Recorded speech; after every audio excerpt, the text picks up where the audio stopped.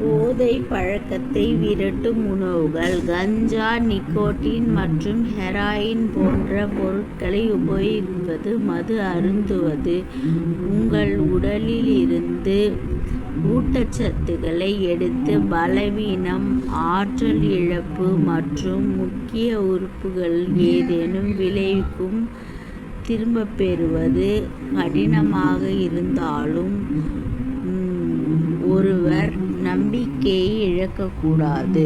அறிவாற்றல் வளர்ச்சிக்கு உதவும், உங்கள் சுவைமொட்டுகளை மேம்படுத்தும் மற்றும் உங்கள் பாதுகாப்பு பொறிமுறையை வலிமையாக்கும் உணவுகள் உள்ளன. போதை மருந்து பிரச்சினைக்கான காரணங்கள்: மரபியல், மனநல விளைவுகள், சுற்றுச்சூழல் காரணிகள். பிரச்சினைக்கான விளைவுகள்: மன அழுத்தம், குழப்பம் மற்றும் குடும்பத்திற்குள் மோதல் ஏற்படுதல். பிரச்சினைக்கான தீர்வு: இந்த போதை பழக்கத்திலிருந்து விடுபடவெனில் தேங்காய், பூசணி விதைகள், பூண்டு, வெந்தயக்கீரை, புதினா முதலியவற்றை பயன்படுத்தலாம். தேங்காயை பயன்படுத்தும் போது நீர் சத்து அதிகரித்து பொட்டாசியம், மேக்னீஸ், இரும்பு, செலீனியம் முதலிய பொருட்கள் கிடைக்கும். பூசணி விதைகள் வறுத்து சிற்றுண்டியாக உண்ணப்படுவதால் ஆல்கஹால் மீதான ஏக்கத்தை குறைக்கும்.